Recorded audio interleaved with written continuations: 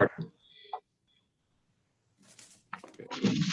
like to call the North Smithfield School Committee meeting of April 13, 2021 to order. Clerk, please call the roll. Chair Lombardi, Present. Mrs. Mayo, Here. Mrs. Vada, Here. Mr. Connell,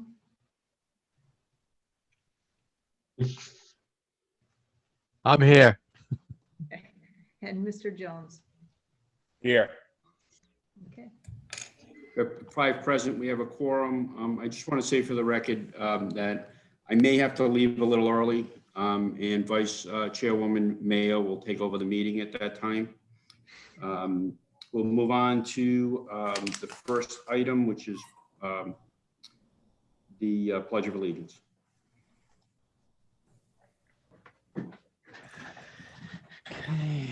I Pledge pledge allegiance to the flag to the flag of the of United the States of America, and to the the republic republic for which it stands, one one nation, nation, under God, under God, indivisible, indivisible, with with liberty liberty and and justice and justice justice for all. for all. Thank you, everyone, and welcome to the meeting. Thank you for taking time out of your evening to be with us. I'll open it up for either public comment or community comment. You can either physically raise your hand or raise your hand on the screen if you'd like to talk.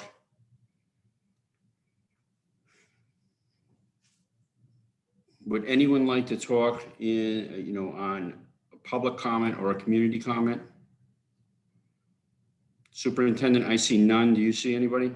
I do not see anyone. Okay, then we'll move on to the consent agenda. Does anyone want to pull anything off the consent agenda? Or have any questions in regards to the consent agenda? Hearing none, I'll entertain a motion to pass the consent agenda as presented. So moved. Motion's been made. Is there a second? Second. Second. Second. All in favor? Aye. Aye. All opposed? The ayes have it. Move right on to the superintendent's report. Yeah, thank you. I'm going to speak briefly on a couple of topics and then turn it over to Mrs. Arnold to update you on a few more initiatives. So the first thing that I'd like to talk about is let me give you an update on COVID. And this is something that I know is very frustrating for a lot of people. A lot of people are eagerly anticipating the April vacation, warmer weather, the return to spring sports, spring activities. Right now, since Easter, we are experiencing within our schools the biggest surge we've ever had.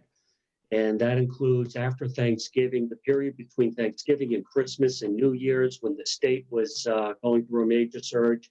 We are having our surge right now. And this is going to affect some of the other things that I'm going to talk about coming up.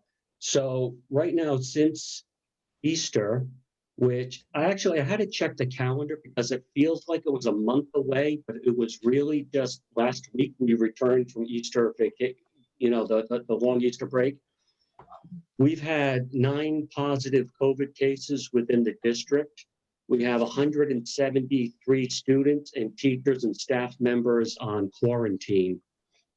And what is also very concerning and a real indication of COVID fatigue amongst a lot of our families is that in the last 5 days, our nurses have had to send home collectively 32 students who came to school while sick and symptomatic. I cannot emphasize enough that if someone has COVID-like symptoms, that they need to isolate and follow the protocols. Having had to send home 32 students who came to school sick with COVID-like symptoms just puts all of us in jeopardy. My main concern is that if we're experiencing this spike right now, after just a few days now after Easter, what is going to happen when we return from April vacation? I know a lot of families, a lot of folks are really looking forward to getting out, taking a trip. I am really concerned about what's going to happen when we return. The COVID cases right now are spiking in Rhode Island, specifically among students. And within the student population, the group that is leading this charge, so to speak, are our student athletes. So we're having a tremendous spike right now. We don't know what's going to happen when we return after April vacation. And when we get back from April vacation, we're going to start spring sports and resume athletic activities for 10 different teams.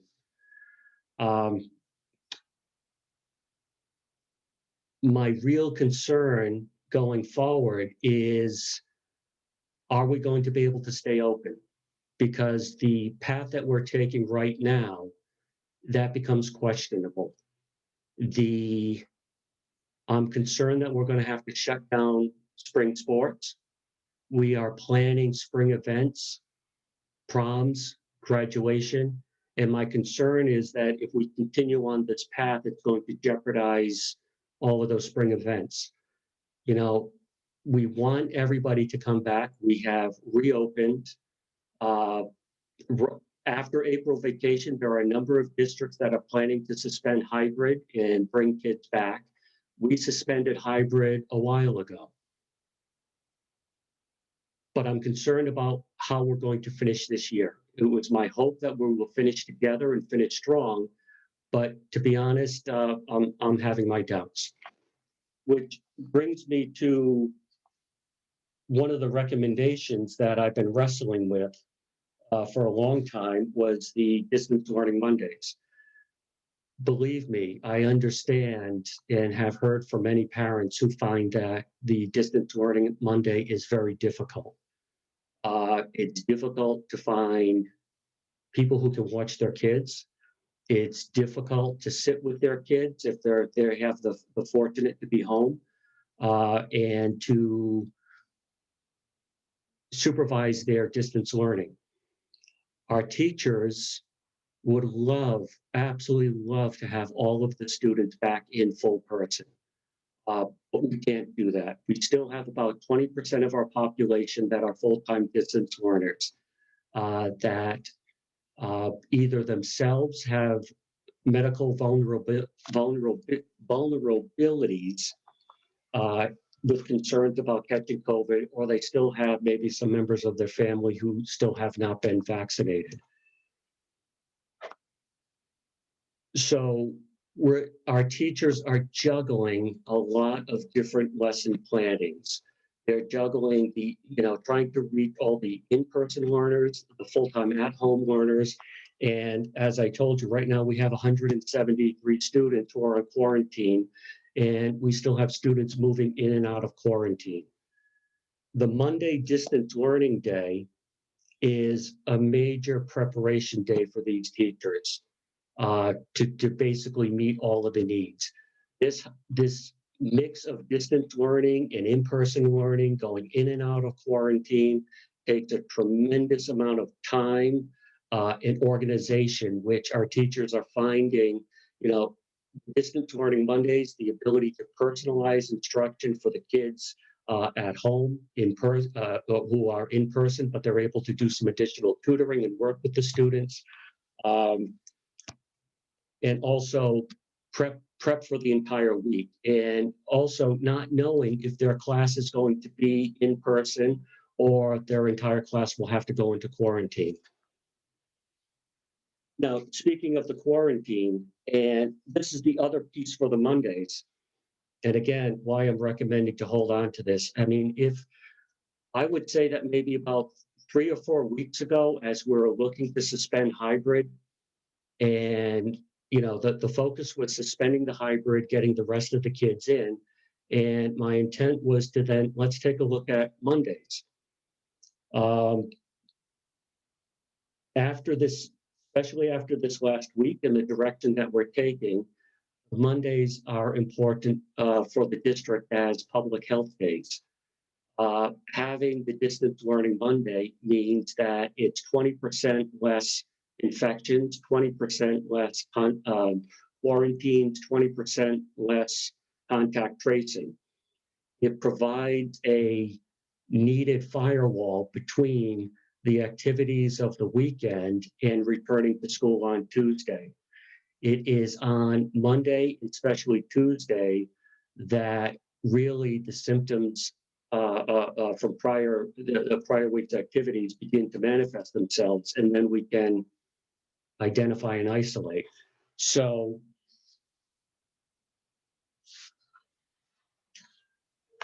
you know, the Mondays have been like, back before COVID, our nurses absolutely loved February vacation because it was a break from the flu. You know, we'd come back from the holidays through January into February, the flu would start to be, going out of control. We go to February vacation, and then the incidences of the flu would drop afterwards. Monday is proving to be the same with COVID. So that's another reason to recommend that we hold on to the Mondays. The other one is that we still have 20% of our student population on full-time distance learning. We have state assessments coming up, and those assessments have to be done in school in person. So we have scheduled ridecasts, we have scheduled alternate assessments, we have scheduled kindergarten screening, we have scheduled the next generation science assessments, all on Monday for our full-time distance learners so that they can come into the school, take their exams separate from the rest of the student body, and then return home. So when looking at the Mondays for the rest of the year, the fact that we have students coming in to do assessments, we're having a tremendous spike in COVID right now, and the fact that between the assessments, the holidays, a professional day, there really aren't any free unscheduled Mondays for the rest of this year. So I'm coming to the school committee with the recommendation to retain the distance learning Mondays throughout the rest of this year. I wish it could be otherwise.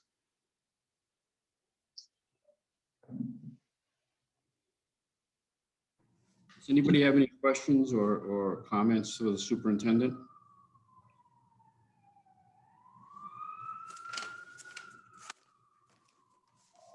I got a comment, Mr. Chairman, Chair. Just a comment. It just seems that based on the situation, if we suspend it for the rest of the year, it's not a rule we can ourselves reverse if things really go much better or improve. Whereas if we don't suspend the Mondays, we could be, I don't know how much good it's going to do, but it's going to at least do some, what good it's doing, we're going to lose. So my inclination is to, again, I don't think we can reverse course on that. If, like I said, a month from now, things are like fantastic and everybody's vaccinated and everything's great, but we can't go the other way.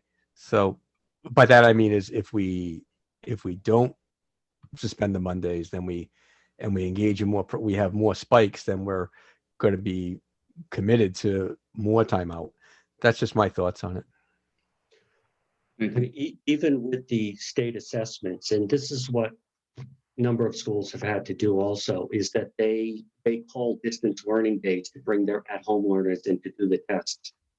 So honestly, when we're talking about the number of Mondays that we have, most of May is pretty much booked up with various state tests and assessments where we have to bring the full-time at-home kids in with their assessments.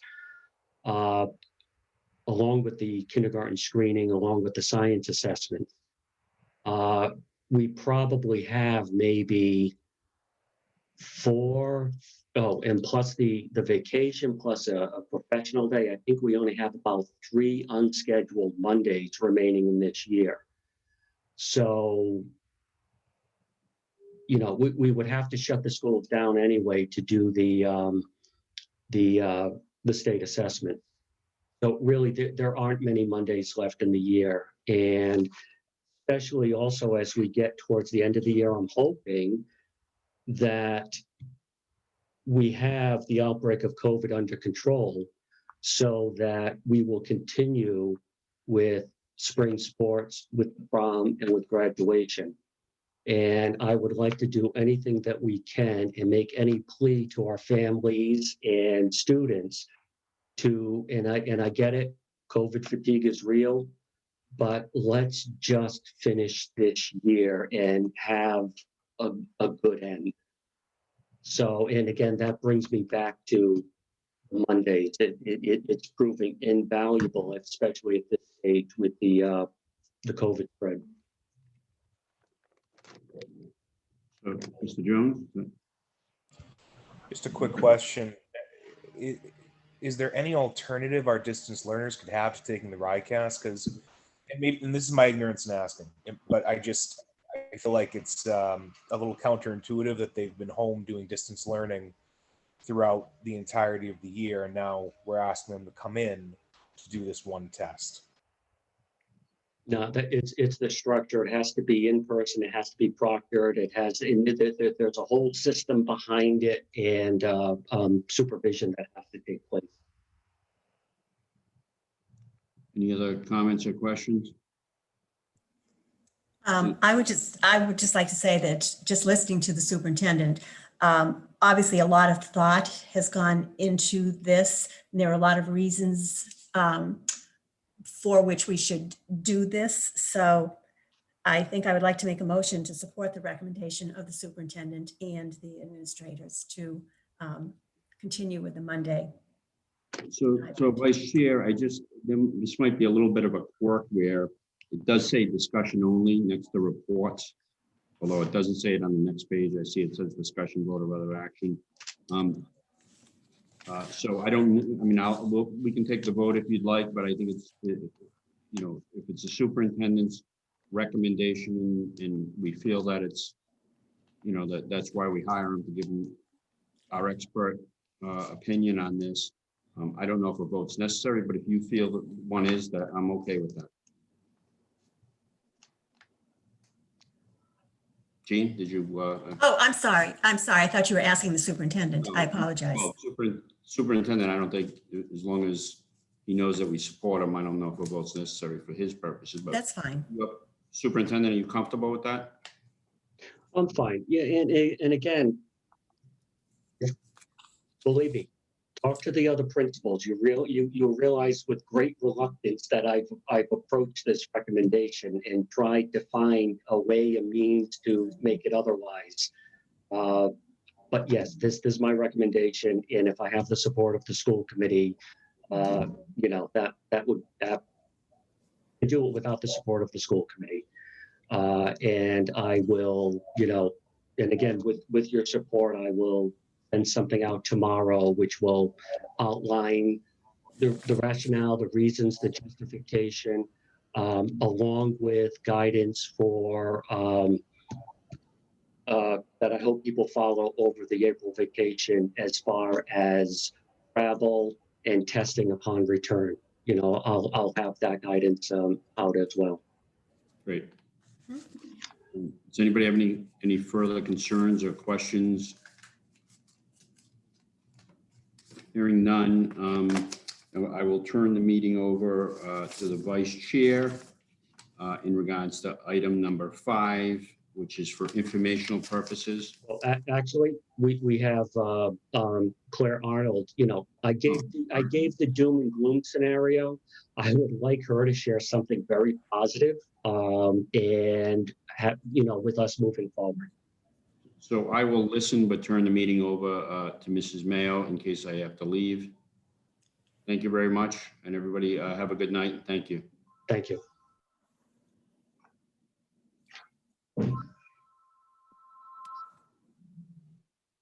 Mr. St. Jean, do you want me to begin? Yes, go right ahead. Okay. So Mr. St. Jean had asked me to update the committee on our plans for the 21-22 school year. And believe it or not, we're already making our plans for the 21-22 school year. We do have some funding that will be coming. And so they're called SR2 funds. It's the Elementary and Secondary Emergency Relief Funds. And these funds are allocated for the purpose of addressing learning gaps, academic intervention, student engagement, social emotional support, health and wellness, all due to COVID. And so we don't have the specific details as of yet from the Department of Ed. And as you know, federal funds typically have quite a few restrictions. So in preparation, we're setting up a variety of advisory groups, and those groups are going to exchange ideas to support what our district plan will be for next year, our re-engagement plan. And so just to update you, on April 27th, I'll be holding 2 parent advisory sessions. I put an email out to our parents. We have over 60 parents who volunteered to participate, and I couldn't be more pleased to hearing from all of our stakeholders as we make this plan. I met with our reading specialists yesterday. I'll be meeting with our clinical staff, our social workers, psychologists, guidance counselors tomorrow. And I'll continue to reach out to all stakeholders. And we're going to devise a comprehensive plan that outlines how we'll be supporting our students. As the plan develops, I will certainly report out to the school committee with any updates and keep you all in the loop. So, but I'm excited about the possibilities, and it's exciting to think about next year and what we're going to do to re-engage our students and support them in their learning. So it's a great activities, and it's been very collaborative, and we have many innovative ideas coming your way. That's wonderful. And I can't wait to hear that, because I have been concerned about the social, emotional, and also the loss of learning. So I'm really happy to hear that. So thank you for keeping us informed. And that really will be the focus of these ESSER funds that are coming. Social, emotional, make up for loss of learning, re-engage the students. That will be the emphasis. Excellent. Would Thank you very much. Would you mind if I quickly, and I forgot to share a slide, if I throw a bucket of cold water all over everybody? You always do, you know? I'm trying not to, but let me tell you, this last run has been a bit challenging. All right, I'm going to share a slide. This came from the Department of Health a week ago. I have to say, I am so pleased for all of our staff that have received the vaccine, and it's made us able to stay open, especially this past week, because unfortunately, we've had 6 or 7 staff members who've had a quarantine with the students because their vaccine hadn't taken effect yet. All of us who got vaccinated on Good Friday, we have till Friday for it to take effect. So 6 of our teachers were caught up in the quarantine. The news isn't that great for students getting the vaccine. And I just want to share this because the work that Claire is doing, the work of the teams to bring everybody back, to re-engage, to make up for lost learning, we fully intend to open in full next year. I'm not thinking about a distance learning Monday. I'm not thinking about hybrids. At this point, the plan is to reopen in full. But here was some of the concerning news. So by the fall, 12 to 17-year-olds will have some vaccine ready for them. I was hoping that middle schoolers, I had heard a date at the end of the summer, the vaccine would be available to middle schoolers, but it looks like that is being pushed back until sometime later in the fall. Of real concern are the elementary kids, 12 and younger. They're looking at possibly the second half of 2022 for the vaccine for the elementary school students. The 6 to 11s will get it first, followed by 2 to 5s, followed by 6 months to 2 years. There is no talk within the state to make vaccines mandatory for attending school, like measles and such. It's political. So while we are looking to go full force, full steam ahead in the fall and bring in, more activities, more resources, more engagement to our students, more supports academically, socially, emotionally, psychologically, we'll hopefully have some of the federal funds to help back up some of the costs that this will take. But we're still not going to be out of the woods with COVID, with spread, with quarantines. So, we're going to have to double down on our facilities, on our cleaning, and, try to do the best we possibly can. I truly hope these timetables change and move forward. I certainly hope that the vaccines prove safe and effective for everybody, and that, anybody who has some sort of hesitancy for themselves, I can imagine that they're also going to have hesitancy for their children. But we're going to move with the best of intentions and be as hopeful as possible.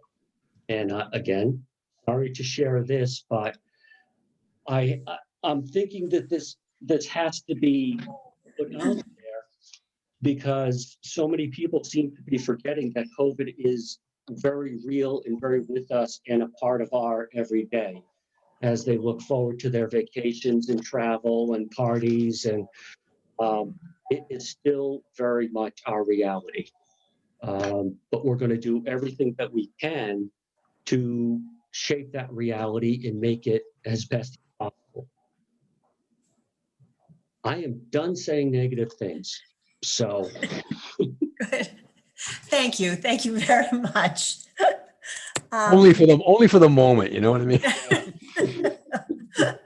Oh, boy. But moving on for the next item, do you have any comments on the informational part of our agenda? I just want to thank Dawn Fisher. She's resigning. She started with us a few years ago as a food service aide, and she became a part-time kindergarten IA. She also pinch hit while we were, so many people were under quarantine that she subbed for us, and she's just been a great resource. And sad to see that she and her family are relocating to another state. And my only criticism would be is that they're moving to Florida. I don't know why they're doing it in the spring and the summer. They should have queued this up to take advantage of the winter. But Dawn, thank you very much, and enjoy your new state and your new life. Thank you very much. And just reading over her letter of resignation, it sounds like she's really going to miss her job and her students. So we certainly do thank her very much. Anything else? No. Okay, then we will move on to old business. Mrs. Marcotte, any updates on fiscal year 21 operating capital budgets? Nothing new to report. Okay, that makes it easy. And how about the fiscal year 22 operating and capital budgets? The same. Okay, do we have any questions from school committee members? No? Well, again, that was easy. Okay, moving on to new business. First thing- I have sorry. one question. I'm sorry. I have one question, Chair. Mhm. Vice Chair. So Lisa, have we got any estimate from the town when they're going to actually come out with their, their final numbers from the budget committee? No, I did hear today, though, very tentatively, the school budget hearing is scheduled for the evening of June 7th. Oh, It's a ways off. What day is that? Do you know? It's on a Monday. Okay. Oh, yeah. Thank you. thank you very much.